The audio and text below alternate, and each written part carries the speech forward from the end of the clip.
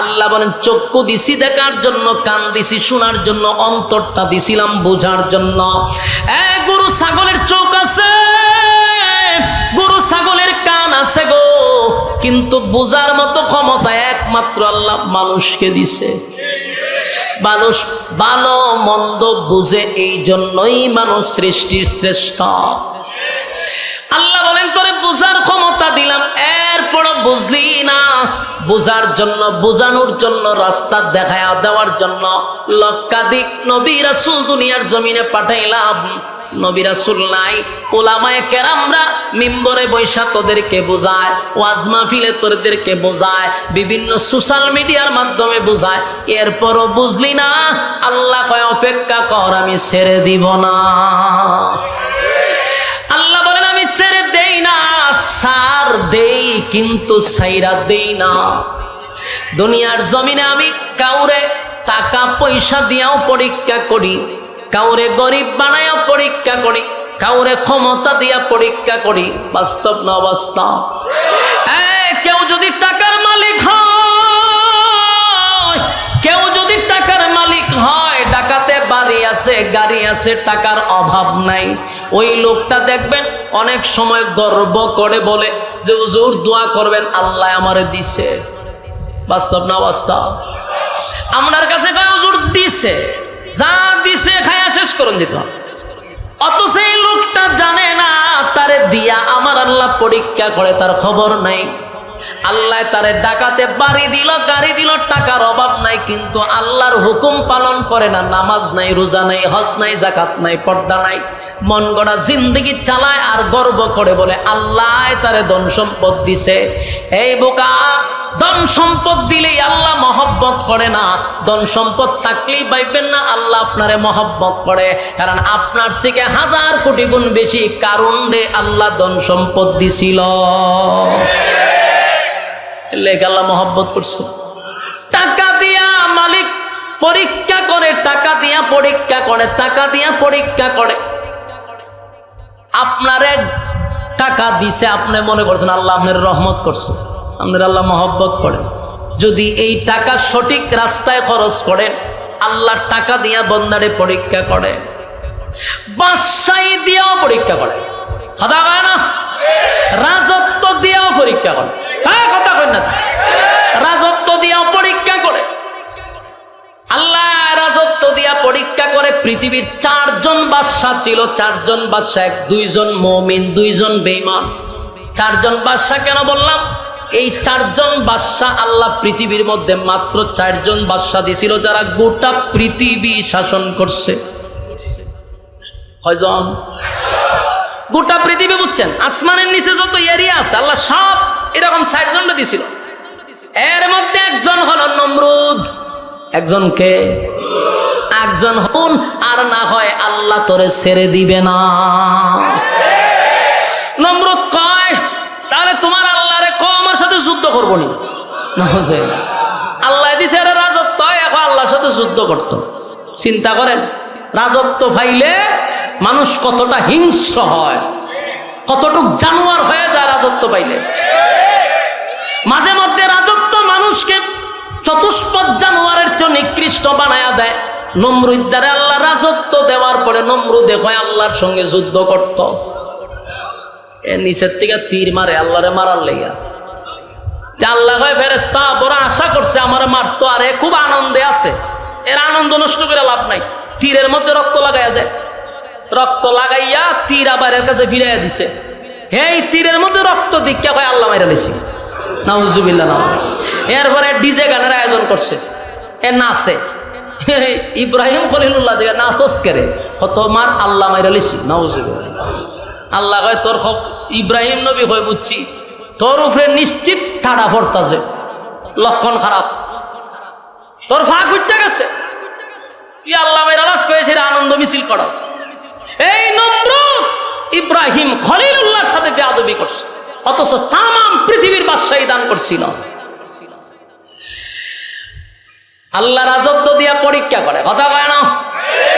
এই রাজত্ব দিয়া পরীক্ষা করে। করে, ক্ষমতা দিয়া পরীক্ষা করে, কিন্তু কেউ যদি ক্ষমতার অপব্যবহার করে আল্লাহ কিন্তু তারে ছেড়ে দেয় না, তার প্রতিবাদ করে জুতা দিয়া। নমরুদরে সাইজ করছে কি দিয়া? জুতা দিয়া।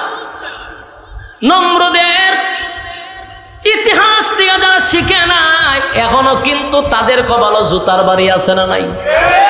কারণ আল্লাহ দিছে ইতিহাস পর আর শিখ যাতে জুতার বাড়ি তোর কপালে না পড়ে। জুতার বাড়ি আছে না নাই? 24 সালের 5ই আগস্টে জুতার বাড়ি শুরু হয়ে গেছে। বাস্তব না বাস্তব?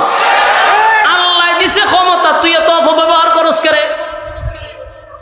আল্লাহ ক্ষমতা দিছে তাই 24 সালে বইয়া বইয়া 41 সালে হাত লড়ায়।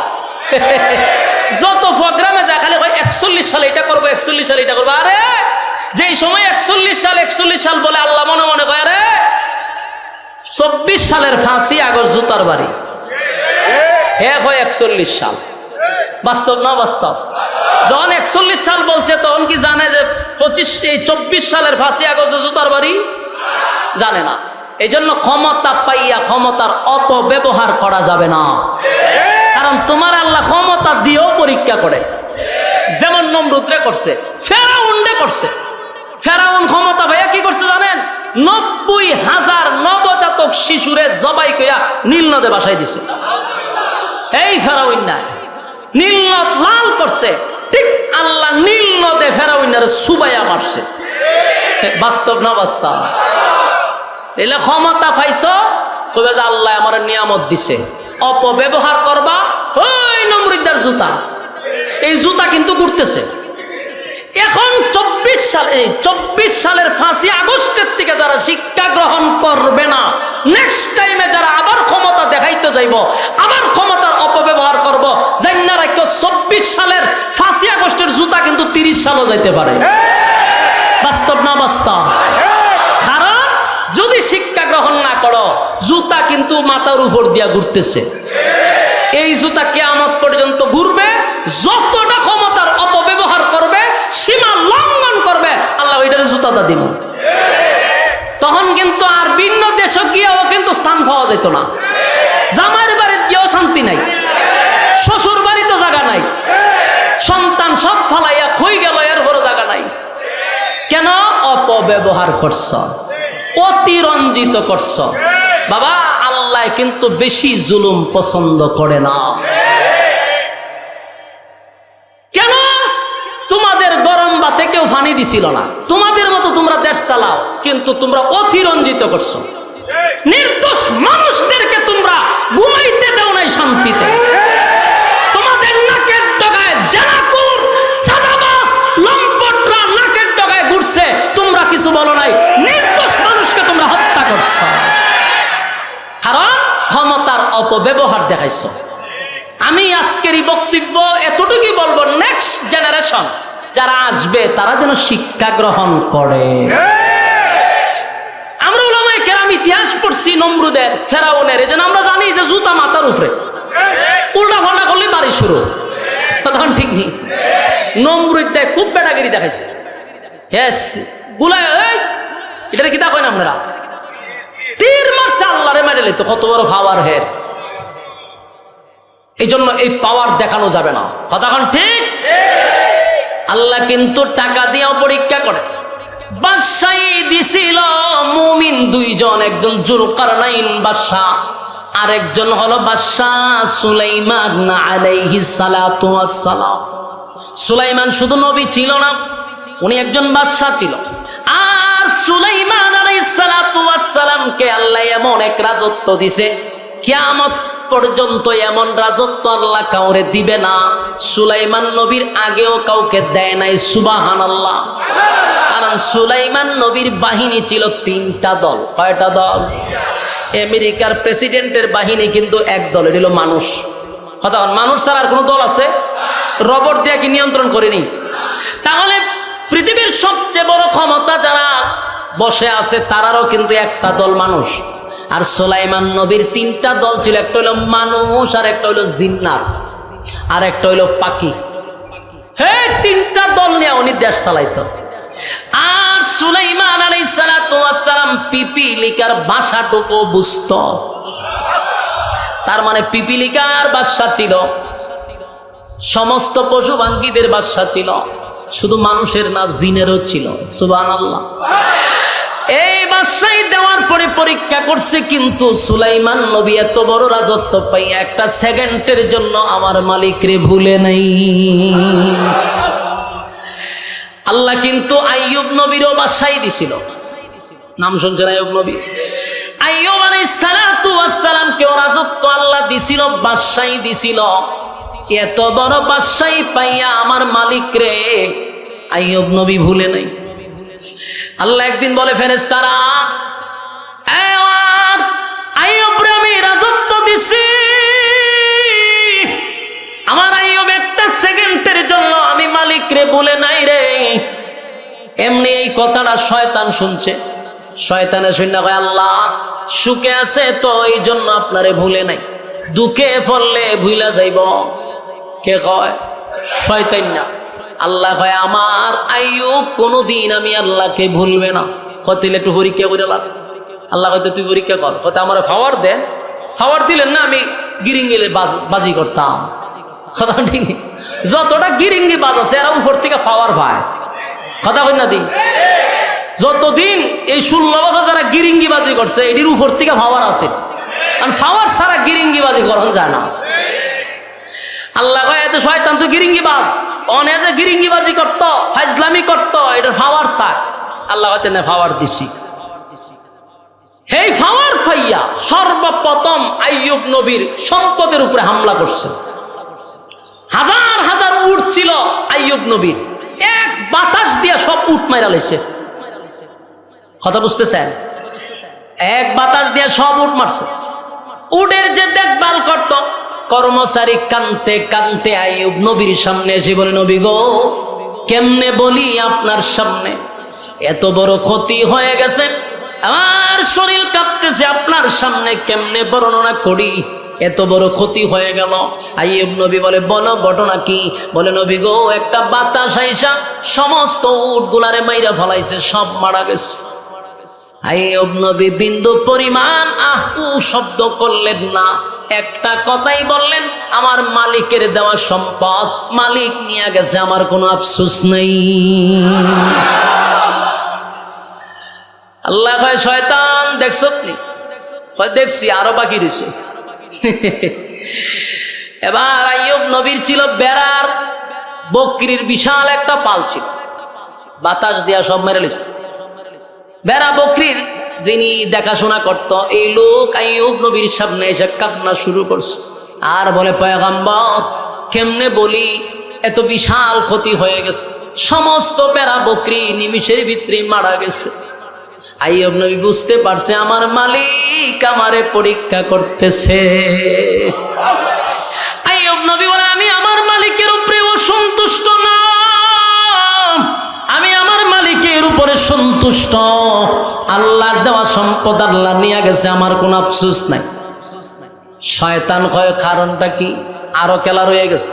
শয়তান এবার যত কৃষি কাজ ছিল, যত জমি ছিল, সব জমির মধ্যে বিভিন্ন ধরনের পোক লাগাইয়া সব মেরে বলেছে, ফসল সব নষ্ট করে দিছে। কৃষকরা নবীর কাছে খাইটা বলে, সব ফসল নষ্ট হয়ে গেছে পয়গম্বর, এখন আমরা খাবো কি, চলবো কি? আল্লাহর পয়গম্বর বলে, টেনশন করার কোনো কারণ নাই, আল্লাহ দিছে, আল্লাহ নিছে, যেই পরিমাণ মজুদ আছে আমরা আরো 3 বছর এমনি খাইতে পারবো। সুবহানাল্লাহ। গোডাউনে যেই পরিমাণ মাল আছে 3 বছর খাইতে পারবো। এই কথা আবার শয়তানে শুনে লাইছে। শয়তানে গিয়া গোডাউনের মধ্যে আগুন লাগাই দিছে, আগুন লাগাইয়া 3 বছরের খাবার সব নষ্ট করে দিছে। চিন্তা করেন কি পরিমাণ খারাপ। আইয়ুব নবীর কাছে বলে, হযরত আমরা তো বলছিলেন যে 3 বছর আমরা যে কোনো ভাবে চলতে পারবো, গোডাউনে আগুন লেগেছে, আমরার কি উপায় হবে? একের পর এক আইয়ুব নবীর উপরে মুসিবত শুরু হয়েছে, পরীক্ষা। হ্যাঁ যুবক বা, এই পৃথিবীতে আল্লাহ নবী রাসূলকে পরীক্ষার থেকে রেহাই দেয় নাই, আর তুমি আর আমি পরীক্ষা ছাড়া বাস করব? কথা কই না দি? নবী রাসূলদের কোনো গুনাহ ছিল? কথা কয় না? আমাদের আকীদা কোন নবী রাসূলের গুনাহ নাই, তারা নিষ্পাপ। নিষ্পাপ নবীদের আমার মালিক পরীক্ষা করছে গো। পরীক্ষা ছাড়া আল্লাহ কাউকে ছেড়ে দেয় না। আইয়ুব নবীর উপরে একটার পর একটা পরীক্ষা শুরু হয়ে গেল। সমস্ত বেড়া বকরি শেষ, গোডাউন শেষ, এরপর আইয়ুব নবী বিন্দু পরিমাণ চেহারা কালা করে নাই। শয়তান চিন্তায় পড়ে গেছে, মালের উপর দিয়ে যুদ্ধ করলাম, আইয়ুব নবী তো চেহারা মলিন পড়ে না। এবার শয়তান সিদ্ধান্ত নিছে জানের উপর দিয়ে অ্যাকশন চালাবো। আইয়ুব আলাইহিস সালামের 14টা ছেলে সন্তান ছিল। কতটা? বিবি ছিল 4টা, ছেলে সন্তান ছিল 14টা। একটা ঘরে বৈশাখ পড়তেছিল, শয়তান একটা দেয়ালে ধাক্কা মেরে সবগুলি সন্তানকে একসাথে মেরে ফেলেছে। বলুন, আপনার সব ছেলে যদি মুহূর্তের ভিতরেই মারা যায়, আপনি সহ্য করতে পারবেন? কথা কয় না? আইয়ুব নবীর কাছে খবর আসছে, নবী গো, আপনার 14টা সন্তান এই মুহূর্তে মারা গেছে। আইয়ুব নবী একটা সেকেন্ডের জন্য মন খারাপ করে নাই। আল্লাহর দিকে তাকায়া বলে, মালিক, আমি আপনার উপরে সন্তুষ্ট, আপনার দেওয়া মাল আপনি নিয়ে গেছেন, আমার কোনো আফসোস নেই। শয়তান তো পাগলের মতো হয়ে গেছে, কোনো ভাবেই থামাইতে পারতেছে না। শেষে আইয়ুব নবীর শরীরের মধ্যে এক ধরনের বাতাস ছাড়ছে, যার কারণে শরীরের মধ্যে গোটা গাড়ি বাড়িছে, বসন্তের মতো শরীরে বাহির হয়েছে। এখান থেকে পুষ জন্মা শরীরে পছন্দ হচ্ছে। 4জন বিবি ছিল। কয়জন? 4জন বিবির মধ্যে 3জন বিবি দুর্গন্ধ টিকতে না পেরে 3জন বিবি আইয়ুব নবীরে ছেড়ে চলে গেছে। এই জন্য অনেক বউগুলি হইল সুবিধাবাদী জিন্দাবাদ। বাস্তব না বাস্তব? জামাইয়ের যতদিন খামাই থাকে, টাকা যতদিন আছে ভালোবাসা ততদিন আছে। টাকা নাই তো ভালোবাসা জানালা দিয়া পালায়। সবার কথা বলি না, ইল্লা মাশাআল্লাহ, এখনো ভালো মেয়েরা আছে না নেই? কিন্তু এমন মহিলা আছে, স্বামীর সুখের সময়ে তাকে, স্বামীর দুঃখের সময় তারে পাওয়া যায় না। আইয়ুব নবীর 4জন বিবির মধ্যে 3জন বিবি যখন দেখলো আইয়ুব নবীর চেহারা নষ্ট হয়ে গেছে, শরীরের মধ্যে দুর্গন্ধ, 3জন বিবি একে একে চলে গেল। একজন বিবি সাথে ছিল, তার নাম হলো বিবি রহিমা। বিবি রহিমার ইতিহাস হইল ইউসুফ নবীর ছেলের ঘরের মেয়ে। সুবহানাল্লাহ। আপনারা বাড়ি গিয়া হইবেন, আপনারা যেভাবে মুর্দা আমারে বসাইছেন একটা গুরুস্থানের মাঝখানে, আওয়াজ শুনেননি শেষ মাথা পর্যন্ত? কথা কই না, এখানে মাতামাতি করতে হইব। আমি আওয়াজ না পেলে আওয়াজ দিব কেমন? বলো, নাম কি ছিল? রহিমা। কার মেয়ে ছিল? কার? ইউসুফ নবীর ছেলের ঘরে মেয়ে, মানে নাতি, নাতনি, নাতনি। ইউসুফ নবী কেমন সুন্দর ছিল, পৃথিবীর অর্ধেক সুন্দর ইউসুফ নবীর আল্লাহ দিছে। ইউসুফ নবীর ছেলের ঘরে মেয়ে, মেয়েটা কেমন সুন্দর হবে? সুবহানাল্লাহ, সুবহানাল্লাহ। কেমন সুন্দরী হবে, এটা ওয়াজ করে বোঝার লাগবে না। কিন্তু আইয়ুব নবীর পিছু ছাড়ছে না। এই জন্য একটা কথা আছে, জাতের মেয়ে খালো ভালো, নদীর পানি গুলাও ভালো। ওই যে পয়গাম্বরের বংশধর, এই জন্য স্বামী ছেড়ে গেছে না। কিন্তু বাকি 3জন দুর্গন্ধের কারণে স্বামী ছেড়ে গেছে। আইয়ুব নবী বলে, রহিমা, একে একে 3জন বিবি চলে যাওয়ার পরে তুমি কেন আমার পাশে বসে রইছ? তোমার নাকি কি দুর্গন্ধ লাগে না? তোমার কি কষ্ট লাগে না? তোমার কি বিরক্ত লাগে না? রহিমা বলে, প্রাণের স্বামী, আপনি দেশের বাদশা ছিলেন, বাদশা, আমি বাদশার বউ ছিলাম, রানী ছিলাম, রানী। আপনার সুখের সময় আমি ছিলাম, এখন আপনার দুঃখের সময় যদি আমি চলে যাই, আমার মালিকের কাছে আমি কি জবাব দিব? সুবহানাল্লাহ। আমি আপনার পিছু ছাড়ব না। আইয়ুব নবী বারবার বলছে, রহিমা তুমি চলে যাও, এই দুর্গন্ধে টিকতে পারবা না। এরপর রহিমা যায় নাই। শয়তান চিন্তায় পড়ে গেল, কি করা যায়? গোটা এলাকার মানুষকে শয়তান জানায়া দিছে আইয়ুবের শরীরে এমন রোগ হইছে, এটার বাতাস যার শরীরে লাগবে সেই মারা যাবে, এই রোগে আক্রান্ত হবে। এটা একটা ভাইরাস। গ্রামের মানুষ গেছে কিপকা, দেশের বাদশা ছিল। গ্রামের মানুষ কয়, আইয়ুব নবী আপনি গ্রামে থাকতে পারবেন না, কারণ আপনার শরীরে যে রোগ হয়েছে এটার ভাইরাস পুরো গ্রামে ছড়াইব। রহিমাকে এসে বলে, রহিমা তোমার স্বামীকে নিয়ে আগামীকালকে গ্রাম ছাড়তে হবে, যদি তুমি না ছাড়ো তোমার স্বামীকে জিন্দা কবর দিব, তোমার সাথে খারাপ আচরণ করব। নাউজুবিল্লাহ, কত বড় কথা। রহিমার চোখ দিয়া পানি পড়ে, স্বামীরে লইয়া কোথায় যাবে রে? মহিলা মানুষ স্বামীরে লইয়া কোথায় যাবে? সারা রাত রহিমা ঘুমায় নাই।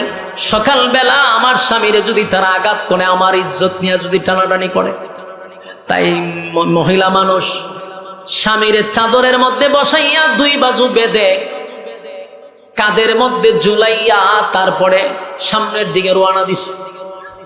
একবার চিন্তা করুন, একজন পুরুষ মানুষকে যত শক্তিশালী মহিলাই হোক, পুরুষের শক্তির থেকে তার বেশি না, কিন্তু মহিলা হইয়া স্বামীরে চাদর দিয়া পেছাইয়া কাঁধে নিয়ে সামনের দিকে হাঁটতেছে।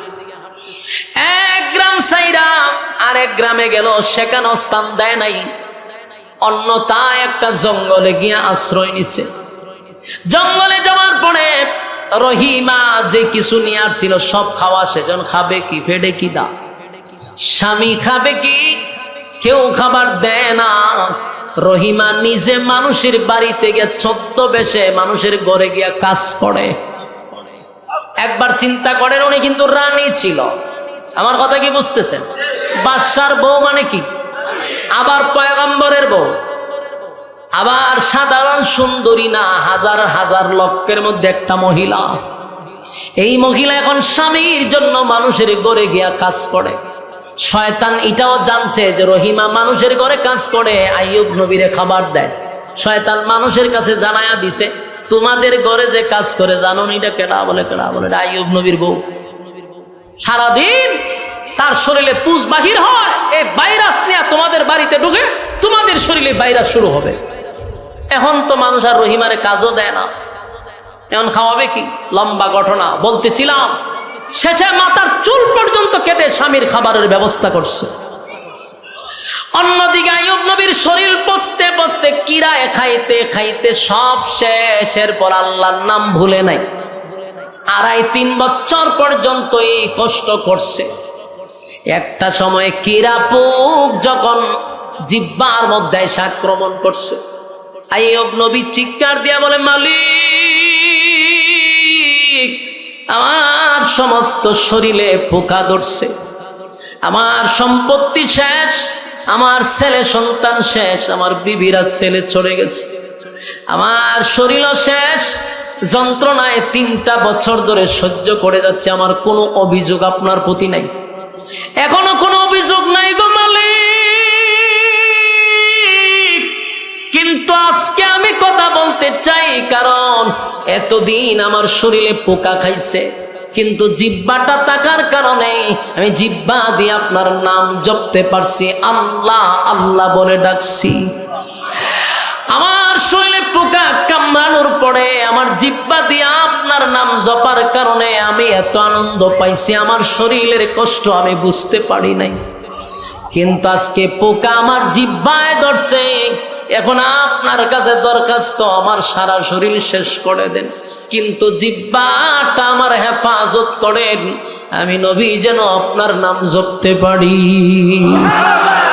আমার আল্লাহ বলে, জিবরাইল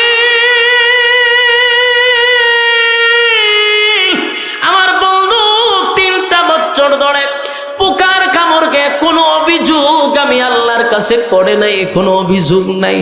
রাজত্ব হারাইছে, গ্রাম ছাড়ছে, জঙ্গলে গিয়া বসবাস করছে। আমার বন্ধু এত কষ্ট করার পরেও আমার কাছে কোনো অভিযোগ দেয় নাই। আজকে আমার নাম না বলতে পেরে আমার কাছে আবদার করছে তার জিহ্বার হেফাজত করতে। জিবরাইল রে, আর করতে কষ্ট করতে হবে না, আমার বন্ধু পরীক্ষায় ফার্স্ট ডিভিশনে পাস করছে। আমার বন্ধুরে বলো, বন্ধুর সামনে একটা ঝর্ণা আছে, সেটার মধ্যে যেন বন্ধু গোসল করে। বন্ধু যখন গোসল করতে নামলো, ডুব দিয়া যখন আবার ওইটা দাঁড়াইছে, এমনি তাকায়া দেখে আগের চেয়েও চেহারা সুন্দর হয়ে গেছে, একটা পোকা নাই, শরীরে কোনো দাগ নাই, আগের চেয়ে সুঠাম দেহের অধিকারী হয়ে গেছে, চেহারা আগের থেকে আরো সুন্দর হয়ে গেছে। অন্যদিকে বিবি রহিমা মানুষের দাঁড়ে দাঁড়ে স্বামীর খাবারের জন্য বাহির হইছে, খাবার নিয়ে আইসা দেখে স্বামী তো স্বামী নাই, যেন আগের চেয়ে আরো সুন্দর হয়ে গেছে। রহিমা চিৎকার দিয়া বলে, আমার স্বামী গেল কোথায়, আমার স্বামী গেল কোথায়? আইয়ুব নবী বলে, প্রাণের বিবি, হ্যাঁ, আমার আল্লাহ আমার সমস্ত রোগ বালা মুসিবত দূর করে আমারে আল্লাহ সুন্দর সুঠাম দেহের অধিকারী বানাইছে।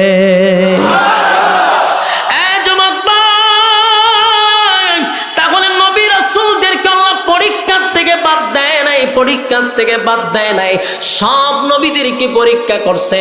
খলিলুল্লাহ মানে আল্লাহর বন্ধু ইব্রাহিম খলিলুল্লাহরে আগুনে ফালাইয়াও পরীক্ষা করছে।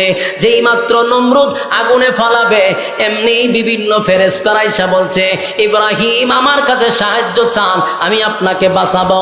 জিবরাইল বলেন, এই ইব্রাহিম, তুমি আমাকে বলো, আমি আগুন বন্ধ করে দিব, আমি তোমাকে বাঁচাবো। সবাই যখন চতুর্দিক থেকে আওয়াজ দিতেছে, আমার কাছে বলো। ইব্রাহিম খলিলুল্লাহ বলে, আমি তোমাদের কাছে জানতে চাই, আমি যে আগুনে জাপ দিব সেটা আমার মালিক কি জানে? হয় জানে, তাহলে আমার মালিক আমারে বাঁচাবে, তোমাদের কাছে কেন সাহায্য চাইব? সুবহান। ইব্রাহিম খলিলুল্লাহকে আমার মালিক পরীক্ষা করছে, সন্তান দিয়া পরীক্ষা করছে, আগুন দিয়া পরীক্ষা করছে। সবচেয়ে বেশি পরীক্ষা ইব্রাহিম নবীরে করছে। কোন নবীরে পরীক্ষা ছাড়া জান্নাত দিবে না, নবী রাসূলকেও পরীক্ষা করছে। জাকারিয়া আলাইহিস সালাতু ওয়াস সালামের নাম শুনছেন, বেঈমানদেরকে কালেমার দাওয়াত দেয়, কেউ কালেমা পড়ে না, কেউ কালেমা পড়ে না। একটা সময় বেঈমানরা হযরত জাকারিয়া আলাইহিস সালাতু ওয়াস সালামকে মারার জন্য যখন দৌড়ানো শুরু করছে, জাকারিয়া নবীরে শেষ করে দিবে। জাকারিয়া নবী দৌড়াইয়া একটা গাছের সামনে গিয়া এমন মুসিবতে পড়ছে, জাকারিয়া নবী বলে, গাছ রে, এখন আমি কি করব, আমার একটু বাঁচাও। সাথে সাথে গাছ পেরে গাছের ভিতরে জাকারিয়া নবীরে ঢুকায়া দিছে। সুবহান। শয়তান আয়া হাজির, মানুষ আয়া তালাশ করে জাকারিয়া নবীরে দেখছে সামনে, কিন্তু এখন নাই। শয়তান মানুষের সুরত ধরে এসে বলে, তোমরা কারে তালাশ করো? বলে, জাকারিয়ারে তালাশ করি। বলে, জাকারিয়া তো গাছের ভিতরে ঢুকছে। মানুষ কয়, তোমার মাথা কি ফচ্ছে, গাছের ভিতরে মানুষ ঢুকে কেমনে? কিন্তু শয়তান চতুর্দিকে ঘুরে দেখে যে জাকারিয়া নবীর পাঞ্জাবির একটা কোনা গাছের দিকে বাইরে গেছে। এবার শয়তান বলে, তোমরা যদি বিশ্বাস না করো তাহলে গাছের মধ্যে দেখো তার পাঞ্জাবি আটকানো এবং গাছের ভিতরে ঢুকছে, এটা সে জাদু দিয়া ঢুকছে। নাউজুবিল্লাহ। মানুষ বিশ্বাস করছে। এবার মানুষ বলল যে এখন কি করা যায়? বলে, গাছটারে খরাত দিয়া তোমরা ছিড়ালাও, খরাত দিয়া কাটতে ভালো। করাত নিয়ে আইছে, আয়া যখন করাত দিয়া শুরু করছে, করাত চিনুনি, করাত দিয়া কাটা শুরু করছে। জাকারিয়া নবী দেখে তার মাথার উপরে দিয়া কথা করাত চলতেছে। এবার জাকারিয়া নবীকে ঈমান হারা করার জন্য শয়তান কিন্তু বহু চেষ্টা করছে। যে জাকারিয়া নবী যেহেতু গাছের কাছে সাহায্য চাইছে, শয়তান তো বড় আলেম, সে চিন্তা করছে জাকারিয়া নবীরে যদি হত্যা করা হয় তাহলে এই মুহূর্তে সে বেঈমান হয়ে মারা যাবে। নাউজুবিল্লাহ। কিন্তু জাকারিয়া নবী যখন গাছের ভিতরে তাকায় দেখে মাথার উপর দিয়া খরাত চলে গো। জাকারিয়া পয়গম্বর এমনি আল্লাহর কাছে বলে, মালিক, আমার মাথার উপরে খরাত চলে। আল্লাহ তখন ডাক দিয়া বলে, জাকারিয়া রে, গাছের কাছে সাহায্য না চাইয়া যদি আমি আল্লাহর কাছে চাইতি, আমি তোরে বাঁচাইতাম।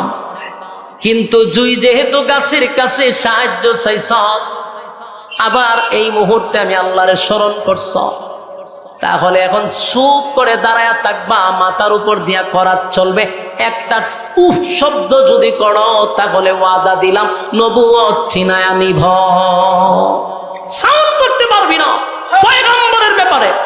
আল্লাহ একটা শব্দ করবা না, করাত চলতেছে তো মাথা দিয়ে চলতে থাক, কারণ তুমি গাছের কাছে সাহায্য চাইছো। আবার আমি আল্লাহর যেহেতু হয়েই গেছ এখন চুপ থাকো, যদি উহ করো নবুয়ত চিনাই নেব। জাকারিয়া নবীর কিছু করার নাই, কারণ নবুয়ত চিনাই নিবে আল্লাহ। এখন শেষ পর্যন্ত ওই মাথার উপর দিয়া করাত দিছে চালাইয়া, একে একে পুরা শরীর 2 ভাগ করছে, কিন্তু উপ শব্দটাও করছে না। সুবহানাল্লাহ। বাড়ি গিয়ে গো আপনারা খুব ব্যস্ত, একসাথে দরজা লাগাইয়া বউ ফুলা বানলে এবারে সব সুবহানাল্লাহ একসাথে কই নেবেন।